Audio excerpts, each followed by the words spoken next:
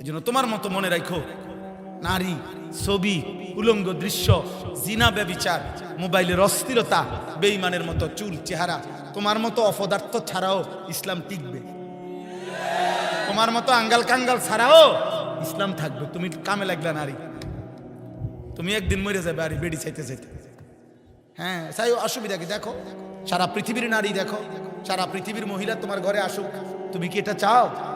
এত বেড়ি দিয়া করবা কি? এত নারী দিয়া করবা কি? 16 বছর বয়সে যদি যুবক, 18 বছর বয়সে যদি এত নারী, এত উলঙ্গ ছবি, এত জিনা ব্যভিচারের দৃশ্য মোবাইলে দেখে ফেলো, আগামী 40 বছর যদি তোমার হায়াত পৌঁছে, ওই পর্যন্ত তো তোমার গুনাহ জমতে জমতে তুমি দাজ্জাল হয়ে যাবে। এত কম বয়সে এত বড় গাদ্দার হয়ে গেলা। মাত্র 16 বছর বয়সে ঘাড় তোর এত শক্ত হয়ে গেল যে রবের সামনে একটা সেজদাও দিলা না। এত অল্প বয়সে মানুষ এত বড় গাদ্দার হয়। এত কম বয়সে এত বড় মালিককে বৃদ্ধাঙ্গুলি দেখাইলা যে হে মালিক, আপনি যতবারই আজান দিয়ে ডাকেন আমাকে, আমি সেজদা দেব না, আমি চলে যাব অন্যদিকে। আমি এই জন্য পরিষ্কার বলি, একবারে চোখের দেখা বাস্তবতা হলো, আপনারা যে কেউ দেখেন, বাবা তোমরাও দেখো, যখনই আজান হয়, এই পৃথিবীর সবাই জানে এটা, আজান হলে কুত্তা খেউ খেউ করে, ঘেউ ঘেউ কইরা ওই জায়গার থেকে সরে যায়। এটা আজান হলে মসজিদের সীমানার কাছ থেকে সরে যাওয়া, এটা কুকুরের স্বভাব, এটা মোমেনের স্বভাব হইতো। তুমি নাইলে দেখো, তুমি দেখো। এই জন্য সেলফি উঠাইবার সময় মানুষের লগে উড়াইও না, ওই কুকুরের লগে উড়াই। দোস্ত তুই আর আমি মিলছি বালা, দুজন একসাথে উঠাইবা, উঠাইয়া বলবা দেশবাসী কমেন্টস করে জানাবেন আমাদের দুইজনকে কেমন লাগছে। সারা দেশবাসী জানাবে একরকমই লাগছে। দুজনই মুত্তা ফানি লয় না, একবারে খাপে কাপ মন্তেজের বাদ। আমরা দেশে কয়ারি মন্তেজের বাদ, যে দেশে যার বাদ, বুঝেন নাই? খালাস, এটা বুঝতে শেখেন। প্রিয় ভাই, তুমি বুঝতে শেখো, বুঝতে শেখো। বেঈমান তোমাদেরকে নিয়ে ডুগডুগি খেলে, বাঁদর বাঁদর নাচায়। ছোট্ট একটা ডুগডুগি আছে, বান্দর যারা নাচায়, এটা নাড়ায়, এটা ডুগডুগ আওয়াজ করে, বান্দর এটা তালে তালে নাচে।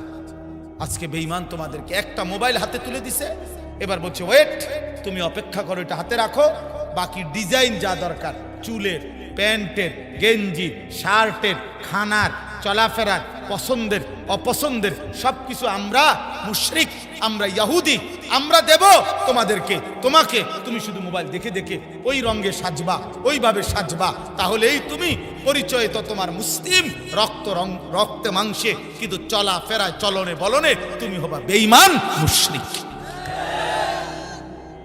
আজকে বেঈমান তোমাদের হাতে মোবাইল তুলে দিয়ে তোমাদেরকে পুরা নিয়ন্ত্রণ করছে, মাসহুর বানায় দিছে, জাদুগ্রস্ত বানায় দিছে। আমার বাপ, এমন ভুল করো না বাপ। 365 দিন, একটা বছর কোনোদিন ফজরের নামাজ পড়ো নাই, মুসলমান এমন হইতে পারে না আব্বা। মুসলমান এত নিকৃষ্ট হইতে পারে না। 30 বছর মুসলমান সুদ খাচ্ছেন বাবা, মুসলমান এত নিকৃষ্ট হইতে পারে না। 60 বছর বয়স বাপ, এই চাচা এখনো বিড়ি সিগারেট খান, মুসলমান এত বদভ্যাসওয়ালা মুসলমান হইতে পারে না। 60 বছর বয়স এখনো চা দোকানে বসে নারী দেখেন, গান বাদ্য শুনেন, সিনেমা নাটকের নর্তকীর ছবি দেখেন, মুসলমানের বুড়া এত অভদ্র হওয়া উচিত না। এত অভদ্র মুসলিম বৃদ্ধ হইতে পারে না, এত বেহায়া মুসলমানের বুড়া চাচা হইতে পারে না। আপনার থেকে আপনার সন্তান আখলাক শিখবে, আপনার থেকে আপনার দেশবাসী আখলাক শিখবে, আপনার নাতি নাতনি আখলাক শিখবে, আপনার মহল্লার ছেলের আখলাক শিখবে। আপনি প্রকাশ্য দিবালোকে বসে বসে বিড়ি খান, সিগারেট খান, কথা বলতে লাগলেই গালি দেন, নাটক সিনেমা নর্তকীর ছবি, নাটক সিনেমা টেলিভিশনে দেখেন, আস্তাগফিরুল্লাহ। এটা মুসলমানের বুড়া? মুসলমানের দাদার আদর্শ এটা হবে? মুসলমানের চাচার আদর্শ এমন হওয়া উচিত? আল্লাহ আমাদেরকে হেফাজত করেন, আল্লাহ আমাদেরকে হেফাজত করেন। আমি বললাম আল্লাহর কোরআন থেকে বঞ্চিত হবেন না। প্রিয় ভাই নওজোয়ান, তুমি শিখো, তোমার স্কুলের পড়ার ফাঁকে তুমি শিখো। তুমি শুক্রবারে একটা টাইম বাইর করো, বৃহস্পতিবারে একটা সময় বাইর করো, তুমি ফজরের পরে একটা টাইম বাইর করো।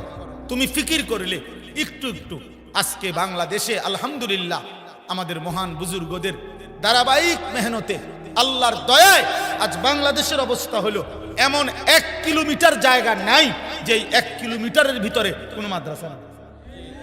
তার চারিদিকে আল্লাহর কোরআন শিখানোর এত বেশি ব্যবস্থাপনা থাকার পরেও আল্লাহর কোরআন থেকে বঞ্চিত হইলা কোন যুক্তিতে? ইনসাফ কি বলে? আজকে যদি হইতো যে হুজুর এখান থেকে 30 মাইল দূরে মাদ্রাসা, আমার প্রতিদিন ওইখানে যাওয়ার সম্ভব না, আমার ব্যবসা আছে, দোকান আছে, আমার সংসার চলতো না, নইলে আমার কৃষি আছে, ক্ষেত খামার আছে, ভালো কথা। সাহাবায়ে কেরাম এক বেলা কৃষি করতেন, এক বেলা নবীর কাছে দ্বীন শিখতেন, এক বেলা খেজুর আঙ্গুরের বাগানে কাজ করতেন, আরেক বেলা নবীজির কাছে দ্বীন শিখতেন। আল্লাহর কসম, কিতাবের মধ্যে আমি নিজে পড়ছি, ইয়াবুসুল ইলমা, সাহাবারা ইলম চর্চা করতেন ফি মাজালিসিহিম, যেখানে বসতেন ওনারা, যে কোনো মজলিসে, ওয়াফি মাসাজিদিহিম, মসজিদে, ওয়াফি আসওয়াকিহিম, তাদের বাজারে বাজারে, হাটে ঘাটে, সর্বত্র দ্বীন চর্চা করতেন, ইলম চর্চা করতেন।